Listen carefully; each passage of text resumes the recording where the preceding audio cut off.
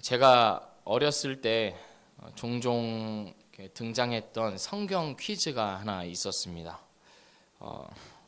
아마 많이들 이 퀴즈를 접해 보셨을 것 같은데요. 성경에서 가장 짧은 장과 긴 장에 관한 문제였습니다. 가장 짧은 장은 어디일까요? 시편 117편입니다.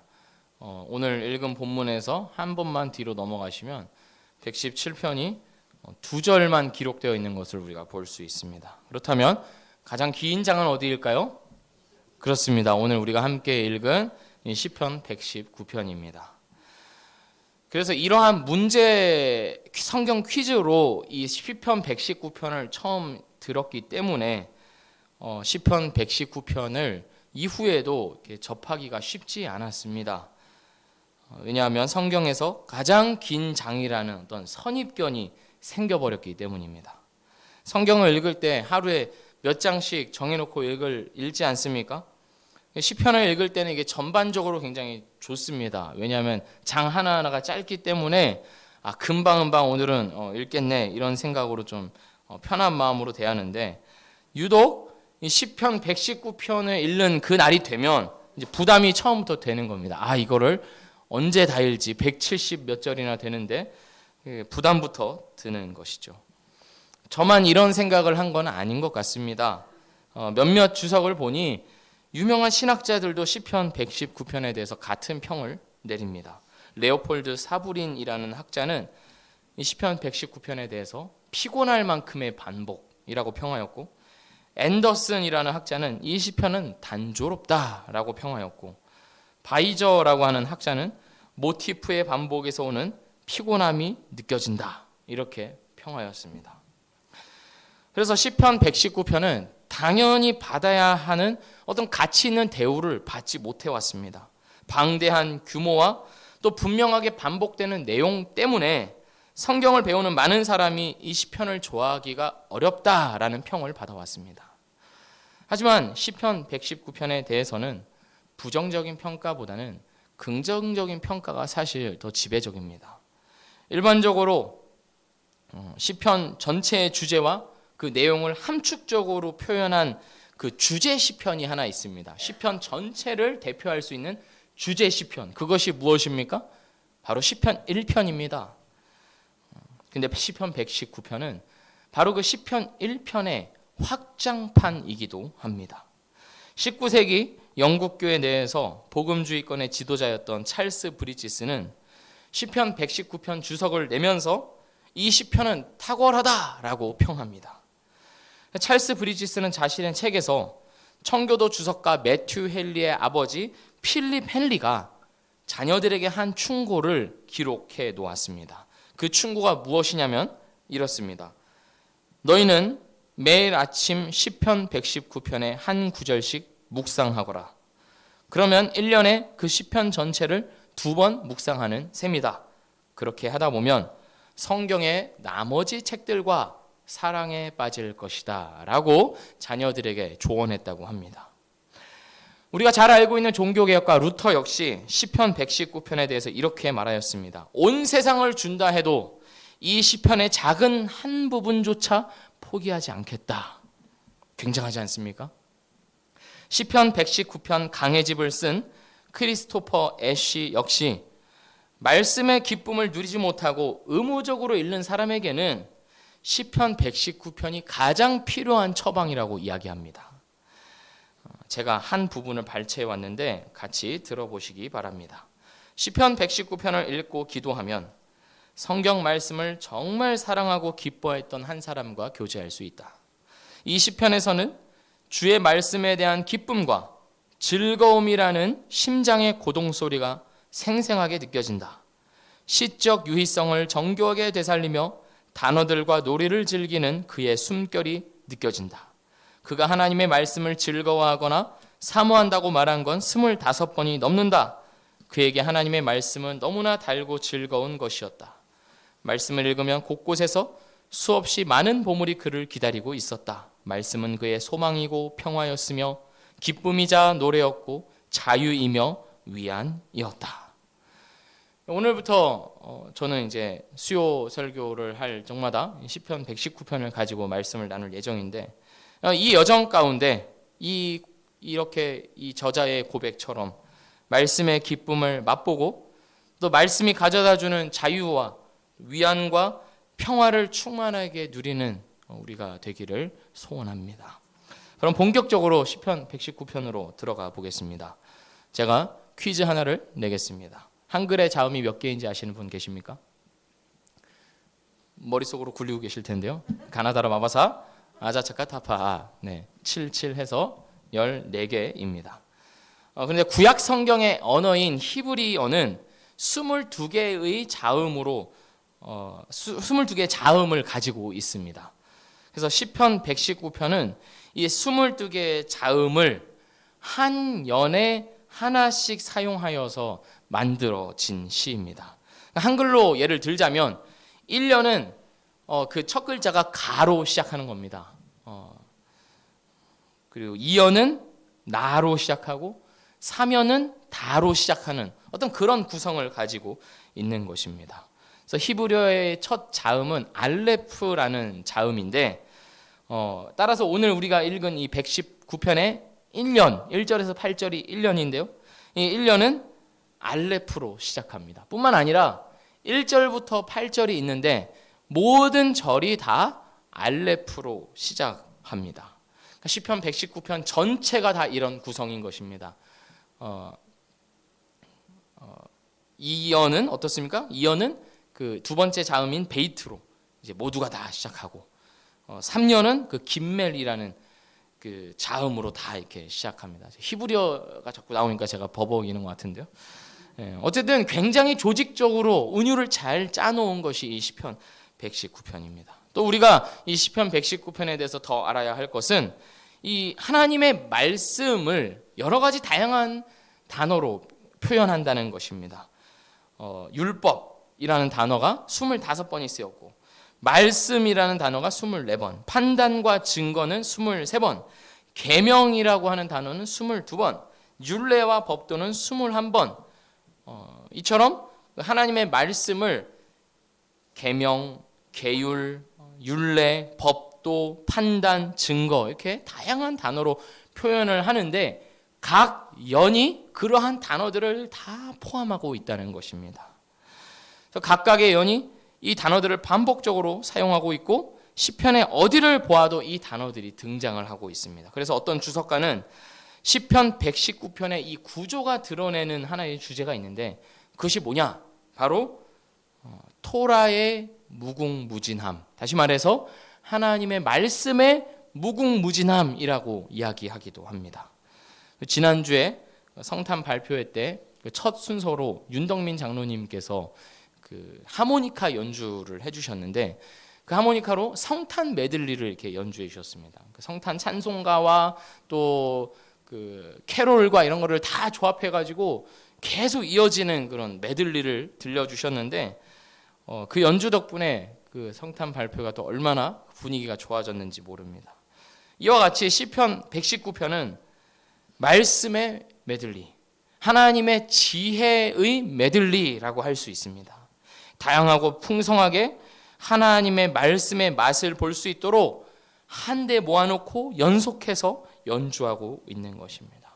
이러한 점을 염두에 두시고 시편 119편을 함께 즐겨주시면 되겠습니다. 이제 정말 본격적으로 시편 119편의 첫 번째 연을 살펴보도록 하겠습니다. 시인은 첫 말을 이렇게 시작합니다. 행위가 온전하여 여호와의 율법을 따라 행하는 자들은 복이 있으며. 이 1절을 원어에 더 가깝게 번역한 김헌수 목사님의 사역, 그러니까 개인적인 번역을 제가 한번 읽어보겠습니다. 참으로 복된 사람입니다. 그의 길이 완전하고 여호와의 율법을 따라 걷는 그 사람. 좀 더 시 같지 않습니까? 네. 복된 사람이 어떤 사람인가 말하고 있는 것입니다. 어디선가 들어본 것 같지 않습니까? 시편 1편에서 이렇게 시작합니다. 복 있는 사람은 악인의 길을 쫓지 아니하며. 제가 아까 말씀드렸듯이 이 시편 119편이 시편 1편의 확장판이라고 말씀드렸습니다.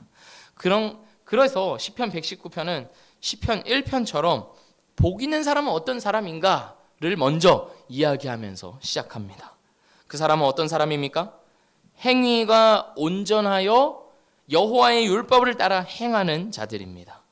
여기서의 이 행위라는 단어는 길로 보는 것이 더 적합합니다. 다시 말해 그의 길이 온전한 사람, 완전한 사람, 그 사람이 바로 복된 사람이라는 것입니다.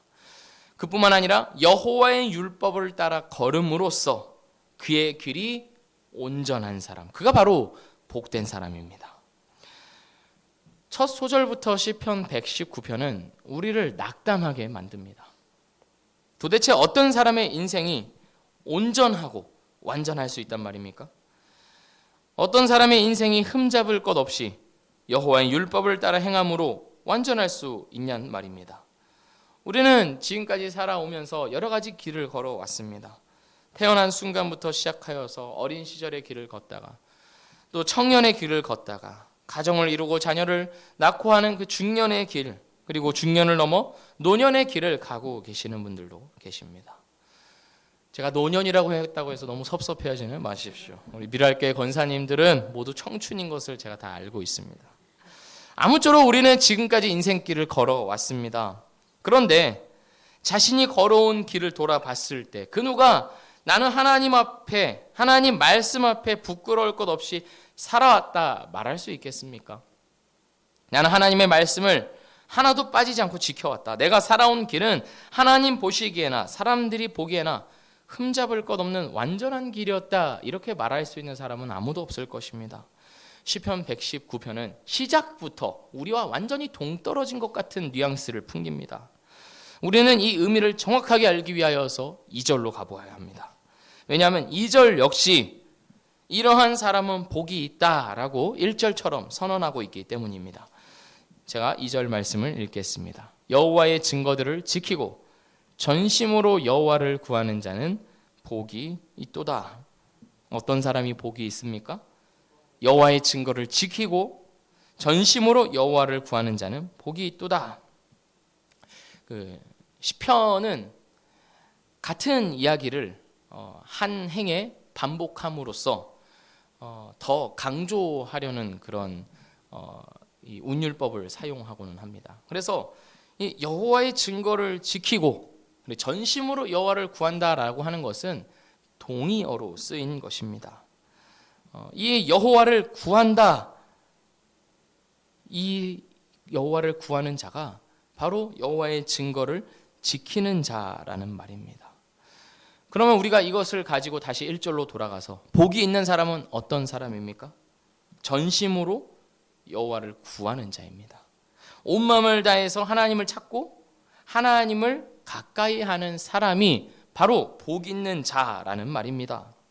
하나님의 말씀 전체가 우리에게 요구하는 바는 내 마음을 다하여 주 너의 여호와 하나님을 사랑하고 또 너의 목숨을 다하여서 내 몸같이 이웃을 사랑하라 하는 것입니다. 그러므로 하나님을 온 마음으로 사랑하는 것이 곧 여호와의 증거를 지키는 것이라는 말입니다. 따라서 1절이 말하고 있는 행위가 온전한 자, 그의 길이 온전한 자, 여호와의 율법을 따라 행하는 자들은 어떤 자들이냐면 2절이 말하고 있는 여호와를 구하는 자, 전심으로 여호와를 구하는 자입니다. 아무 죄도 없이 아무런 흠도 없는 인생을 산 자가 하나님 앞에 온전한 사람이 아니요, 끊임없이 하나님 앞에 나아가서 하나님을 붙잡고 하나님을 구하는 자, 그가 바로 온전한 자라고 이야기하는 것입니다. 우리가 지난 한 달 남짓 묵상하였던 욥기에서 등장하는 욥, 그도 온전한 사람이라는 평가를 받았습니다. 하지만 그러한 욥 역시 죄가 없는 사람은 아니었습니다. 그리고 누가복음에 등장하는 스가랴와 엘리사벳 역시 흠이 없이 행한 사람이라는 평가를 받습니다. 그러나 그들도 죄를 짓지 않은 것은 아니었습니다. 또한 열왕기상에서 하나님은 다윗에 대해서 이렇게 말씀하시는데요. 하나님의 길로 행하며 내 법도와 명령을 지켰다라고 평가하십니다. 하지만 우리가 다 알고 있지 않습니까? 다윗은 간음죄를 짓고 살인을 공모하기까지 한 추악한 범죄자였습니다. 그렇다면 온전하다는 말은 어떤 의미일까요? 하나님을 믿고 하나님이 말씀이 가리키고 있는 중보자, 구원자에 대한 그 믿음과 회개로 나아갔다는 의미가 바로 온전하다라는 말의 의미입니다. 인생을 살아감에 있어서 때로는 하나님의 말씀에서 벗어나 죄를 지을 때도 있지만 그 자리에 머물러 있지 않고 다시금 예수 그리스도를 붙잡고 그 은혜를 붙잡고 하나님께 다시 나아와 회개하고 또 그 회개로부터 하나님과의 관계를 다시금 회복하고 그 마음에 다시금 하나님을 향한 사랑이 채워지는 바로 그러한 사람이 온전한 자라는 것입니다. 그래서 온전하다라는 이 말에는 겉과 속이 다르지 않고 한결같이 신실하다라는 말도 들어 있습니다. 그러니까 온전한 사람은, 하나님에 대해서 온전한 사람은 두 마음을 가지고 있지 않은 것입니다. 다른 대상을 마음에 두고 있는 것을 견디지 못합니다. 그래서 끊임없이 하나님께 나와 내가 다른 대상을 두고 있었던 것, 다른 대상을 사랑했던 것을 회개하며 다시금 하나님을 찾고 구하며 하나님만을 사랑하게 됩니다. 그리고 그렇게 하나님을 찾고 구하는 자들은 3절 말씀처럼 하나님의 말씀을 실제로 행하는 데까지 나아갑니다. 3절 말씀입니다. 참으로 그들은 불의를 행하지 아니하고 주의 도를 행하는도다. 이러한 사람들, 온전한 사람들, 끊임없이 하나님을 찾고 구하는 사람들, 인생에서 잘못된 길로 갔을지라도 다시금 돌이켜서 하나님께 돌아와 하나님을 찾고 구하는 이러한 사람들은 어디로 가게 되어 있습니까? 주의 도를 행하고 불의를 행하지 아니하는 이러한 삶의 실제적인 영역에까지 나아간다는 것입니다. 이 사람들은 자신의 삶에 하나님의 뜻하신 바가 무엇인지를 끊임없이 찾고 구합니다. 그리고 그 뜻을 행하는 데 있어서 주저함이 없습니다. 왜냐하면 하나님의 뜻을 행하는 것이 진정 하나님의 복이라는 것을 깨달았기 때문입니다. 내가 이러한 하나님의 명령들을 행함으로써 하나님이 그걸 보시고 어여쁘게 여겨주시고 어떠한 복들을 내려주시는 것이 아니라 하나님의 말씀을 지키고 하나님의 말씀을 행하는 그 자체가 하나님께서 자기 백성들에게 주시는 가장 큰 복이라는 것을 깨달았기 때문입니다. 우리는 흔히 하나님을 믿는 데에서만 머무르려는 경향이 있습니다. 물론 우리는 믿음으로 구원을 받았습니다. 믿음으로 의롭다함을 입었고 예수 그리스도의 죽으심으로 우리의 죄값이 지불되었으며 하나님의 의로운 분노가 다 충족되었음을 우리는 알고 있고 또한 믿고 있습니다. 그 믿음으로 인하여 우리는 생명을 얻었습니다. 그리하여 우리는 하나님의 자녀가 되었고 우리에게는 이미 천국이 약속되었습니다. 하지만 여기서 멈춘다면 반쪽짜리 진리밖에 되지 않는 것입니다. 성경은 믿음과 행위를 분리하고 있지 않기 때문입니다. 3절로 나아가면 우리는 온전하다는 말이 행위의 영역에까지 확장되었다는 것을 확인할 수 있습니다. 참으로 그들은 불의를 행하지 아니하고 주의 도를 행하는도다. 하나님을 전심으로 찾고 구함으로 하나님을 사랑하는 자들은 곧 그들의 행위로서 하나님을 향한 그 사랑을 드러냅니다. 우리는 흔히 믿음에만 머물러서 잘 믿으면 된다, 하나님과의 관계만 잘 내가 쌓으면 된다라고 생각하지만 성경은 행위를 동시에 이야기하고 있음을 우리가 알 수 있습니다. 야고보서 2장 26절입니다. 영혼 없는 몸이 죽은 것 같이 행함이 없는 믿음은 죽은 것이니라. 우리는 행함으로써 우리의 믿음이 살아있음을 나타내 보여야 하는 것입니다. 살아있는 믿음은 행위로 드러나는 법입니다. 우리가 하나님을 믿는다는 것이 만약에 우리의 의식 속에만 머물러 있다면, 삶의 구체적인 행위로 이어지지 않는다면 우리는 의심해 보아야 하는 것입니다. 내가 참으로 믿고 있는 것이 많은가? 내가 그 무한한 하나님의 사랑을 받은 자인가? 받았다면 내가 그 사랑을 가지고만 있을 수 있는가 하면서 자문해 보아야 하는 것이죠. 우리 사람과의 관계에 있어서도 마찬가지입니다. 부부 관계도 마찬가지이며 연인과의 관계도 그러합니다. 사랑한다, 사랑한다 하는 그 말로만 하는 사랑을 누가 좋아하겠습니까? 누가 그 사랑이 진실된 것이라고 생각하겠습니까? 사랑하는 마음이 그 안에 있으면 자연스럽게 그 마음으로부터 사랑의 행위가 이어질 수밖에 없는 것입니다. 주님을 진정 사랑한다면 우리의 삶에서 그 사랑의 행위가 이어져야 합니다. 그와는 반대로 우리의 삶으로 주님을 향한 사랑을 드러내 보이고 있지 못하다면 우리는 주님을 향한 나의 마음이 진정 참된 것인지 되물어야 합니다. 내가 진짜 주님을 믿는다고는 하지만 내 마음 자체가 하나님을 온 마음으로 찾고 구하고 있는가? 주님을 마음 다해 사랑하고 있는가? 그리고 그 마음이 없다면 우리는 성경이 말하고 있는 이 복 있는 사람의 전형에서 멀어져 있는 것입니다. 하나님 보시기에 온전하지 않고 여호와의 증거를 지키고 있지 못한 자리에 어느새 우리의 마음이 와 있다는 것입니다. 그래서 우리에게는 4절과 5절의 기도가 너무 필요합니다. 우리 4절과 5절을 함께 읽어보겠습니다. 함께 합니다. 주께서 명령하사 주의 법도를 잘 지키게 하셨나이다. 내 길을 굳게 정하사 주의 율례를 지키게 하소서. 이 4절과 5절의 기도를 통하여서 우리는 그 하나님 앞에 온전하게 살아가지 못하는 우리가 어떻게 하나님 앞에 나아가야 할 줄을 배울 수 있습니다. 4절을 보면 시인이 주의 법도를 잘 지키게 하셨나이다 라고 이야기하는데 주의 법도를 잘 지킬 수 있는 근거가 무엇입니까? 주께서 명령하셨기 때문입니다. 하나님을 마음 다해 찾고 구하며 또한 하나님의 뜻을 행하면서 살아가는 것은 내 자신의 의지와 결단으로 가능한 일이 아니요 하나님의 명령, 하나님이 주시는 힘으로만 가능하다는 고백입니다. 그래서 5절에서도 이렇게 고백하는 것입니다. 내 길을 굳게 정하사 주의 율례를 지키게 하소서. 내가 가는 길을 주님께서 붙들어 주셔야만 내가 주님의 말씀대로 살 수 있다는 기도입니다. 다시 말해 시인은 자신의 철저한 무능력을 하나님 앞에 고백하고 있는 것입니다. 하나님을 사랑하고 하나님을 찾고 구하며 하나님의 뜻을 행하고자 하나 나에게는 그럴 능력이 없다는 탄식의 고백입니다. 우리가 무언가를 창조해낼 능력 자체가 없듯이 우리 스스로 마음속에서 어떤 영적인 생명을 하나님을 향한 사랑의 마음을 불러일으키는 일은 불가능하다는 것입니다.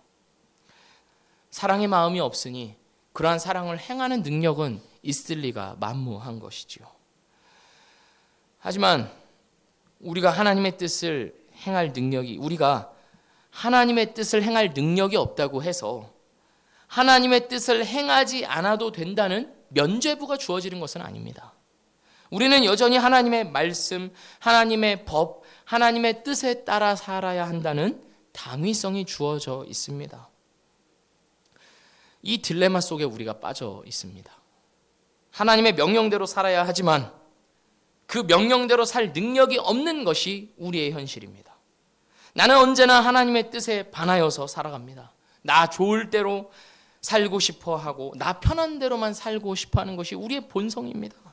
악한 본성의 지배를 받아서 육체의 욕심, 안목의 정욕, 이생의 자랑으로부터 헤어나올 길이 없는 것이 우리의 현실입니다. 그래서 우리는 이 4절과 5절에서 나온 시인의 기도를 하나님께 끊임없이 드려야 합니다. 내 길을 굳게 정하사 주의 율례를 지키게 하소서. 하나님, 나는 나 스스로는 하나님의 명령을 지킬 힘이 없습니다. 나 스스로는 하나님을 사랑할 수도 없습니다. 그러니 하나님께서 내 안에 하나님을 향한 사랑을 불러일으켜 주시오며 그 사랑으로부터 하나님의 뜻을 행할 능력도 더하여 주시옵소서라고 간구해야 합니다. 어거스틴은 고백록에서 이와 같이 표현하였습니다. 주님께서 명하시는 것을 주시고 주님께서 원하시는 것을 명하십시오. 말이 좀 헷갈리죠? 주님께서 명하시는 것을 달라고 합니다. 주님께서 우리에게 요구하시는 그 하나님의 명령, 그 명령을 지킬 힘을 하나님께 달라는 간구입니다. 어거스틴은 이처럼 주님께서 자기 백성들에게 명령을 주셨지만 그 명령을 행할 능력이 없으니 그 능력까지도 주님께서 허락하셔야만 한다는 철저한 의존을 보여주고 있습니다. 누가 이러한 기도를 할 수 있겠습니까? 자기를 믿지 않고 자기의 연약함을 깨달은 사람입니다. 자기의 노력과 결심으로 옳은 길을 걸을 수 있다고 생각하지 않고 주님의 도움을 구하는 사람입니다. 어떠한 인생에 있어서 해결되어야 하는 어떤 문제나 내가 소원하는 바를 주님께 아뢰야 하기도 하지만 그보다도 우리가 앞서서 무엇보다도 가장 중요하게 하나님께 구해야 할 것은 나 스스로는 하나님 앞에 올바르게 살 수가 없으니 그렇게 살 수 있는 능력을 주십시오라는 간구입니다. 나의 안에 거역하려는 본성이 있음을 깨닫고 주님께 간구하는 사람, 주위의 유혹에 쉽게 넘어지는 자기의 모습에 좌절하면서도 다시금 주님을 붙잡고 주 안에서 자신의 연약함을 그대로 인정하는 사람만이 이러한 철저한 의존의 기도를 할 수 있습니다. 주님은 우리에게 하나님의 뜻을 명하라고 말씀하실 때 우리 스스로의 힘으로 우리 스스로 만들어내는 어떤 엄중한 결단과 그리고 부단한 노력으로 하나님의 명령을 수행할 수 있다고 하나님은 기대하시지 않습니다. 그러한 시도들은 모두 다 결국에는 실패요. 성공한다고 해도 자신의 자랑으로밖에 가지 않는 것들입니다. 우리가 전적으로 무능함을 인식하고 우리 자신을 주님 앞에 던지게 하시려고 주님은 우리에게 이러한 명령들을 하시는 것입니다. 그리고 자신의 무능력을 깨달아서 주님을 찾고 구하는 자를 주님께서는 기뻐하시며 결코 빈손으로 돌려보내지 않겠다고 약속하셨습니다. 이와 같이 자신의 철저한 무능력을 깨달아 하나님을 철저히 의존하는 자만이 하나님의 계명을 지킬 수 있게 됩니다. 1절이 말하고 있는 것처럼 행위가 온전하여 여호와의 율법을 따라 행하는 자들이 됩니다. 하나님의 뜻을 행하는 삶으로 바뀌어갑니다. 다시 말해서 하나님을 마음 다해 사랑하며 이웃을 내 몸같이 사랑하는 인격과 성품과 행실이 그 삶에서 피어납니다. 비록 그의 삶이 이 땅에서는 고단함과 괴로움 가운데 있을지라도 결국에는 하나님께서 그 사람에게 목적하셨던 그 의도하셨던 목표가 이루어집니다. 그것이 무엇입니까? 예수 그리스도의 형상을 닮은 고귀하고 거룩하고 아름다운 인격과 성품으로 자라가는 것, 하나님 보시기에 흠이 없는 영광의 찬송으로서 지어져 가는 것, 우리를 향한 그런 하나님의 목적이 하나님을 철저히 의존하고 자신의 무능력을 고백하며 하나님께 도움을 구하는 그 사람에게 이루어진다는 것입니다. 이러한 길로 걸어가고 있는 자만이 복 있는 사람이며 6절의 고백처럼 부끄러울 것 없는 인생을 살아갑니다. 6절 말씀을 제가 읽겠습니다. 내가 주의 모든 계명에 주의할 때에는 부끄럽지 아니하리이다. 남 부끄럽지 않게 살고 싶은 것이 우리의 염원 중 하나 아니겠습니까? 그러나 진짜 부끄러운 인생은 하나님 보시기에 부끄러운 인생이라는 것을 우리가 기억해야 합니다. 사람들 보기에 부끄러운 것은 달가운 일은 아니지만 때로는 일어날 수도 있는 일입니다. 그러나 사람들 앞에 부끄러울 때는 한때뿐입니다. 하나님을 찾고 구하지 않는 인생은 영원히 부끄러움을 당하는 인생입니다. 영원히 수치와 모욕을 당하는 가장 부끄러운 인생, 가장 불쌍한 인생, 가장 비참한 인생인 것입니다. 시인은 한때는 이러한 길로 걸었던 것처럼 보입니다. 8절 말씀을 제가 읽겠습니다. 내가 주의 율례들을 지키오리니 나를 아주 버리지 마옵소서. 시인은 하나님이 한때 나를 버리셨다고 느끼는 때가 있었던 것 같습니다. 인생의 고통 중에서 낙심하여 좌절하거나 나 스스로 해결되지 않는 죄악으로 인하여서 하나님으로부터 멀리 떠나 하나님께 버림받았다라고 느꼈던 그때를 기억하며 이 8절을 되뇌이고 있습니다. 그러나 시인은 거기에 머물러 있지 않았습니다. 다시 한번 하나님을 찾고 하나님을 붙잡았습니다. 하나님의 말씀을 기억하며 그 말씀을 지키며 살아가겠다라고 하는 그 믿음과 회개의 자리로 다시금 나아갔습니다. 복된 길에서 떨어져 있는 것처럼 느낄 때가 있었지만 다시금 하나님께 돌아와 진정 복된 자의 길을, 부끄러울 것 없는 자의 인생을 걷기 시작한 것입니다. 우리는 어떤 자리에 와 있습니까? 우리는 하나님께서 우리에게 말씀하시는 가장 복된 길, 하나님을 전심으로 찾고 구하며 사랑하는, 또 그의 말씀을 행하며 살아가는 그 길을 걷고 있습니까? 걷고 있는 분들도 계시고, 아니면 마음이 하나님으로부터 멀어져서 하나님이 버리신 것 같은 느낌을 받으며 하나님은 어디 있는가 찾고 계시는 분들도 계시는 줄 모르겠습니다. 그러나 우리는 하나님 앞에 다시금 돌아와 이 시인의 고백처럼, 주님, 내가 주님 앞에 올바르게 살고 싶지만 그러한 능력이 없으니 도우소서라는 고백을 할 수 있어야 합니다. 그것이 진정 복된 인생이며 하나님께서 우리에게 요구하시는 인생이며 어떠한 행위들로 인하여서 만들어지는 것이 아니요 하나님께서 우리 안에 일으키신 그 믿음으로 인하여서만 가능한 인생입니다. 이러한 길을 걸어가시는 모든 성도님들 되시기를 주님의 이름으로 축복합니다. 네, 기도하겠습니다. 하나님 아버지, 오늘 말씀에서 살펴본 것처럼 우리는 우리의 힘으로 하나님을 사랑할 수 없으며 의지할 수도 없습니다. 때로는 인생의 고난 속에서 하나님이 필요함을 깨닫고 하나님을 찾곤 하지만 우리의 죄악된 본성은 그 상황이 해결되고 나면 언제 그랬냐는 듯이 또 나를 의지하며 나의 힘으로 살아가고자 하는 것을 봅니다. 주님, 우리는 주님 앞에 철저히 무능합니다. 하나님을 향한 그 어떤 결단과 의지도 하나님 앞에서 선한 것을 만들어낼 수 없음을 고백합니다.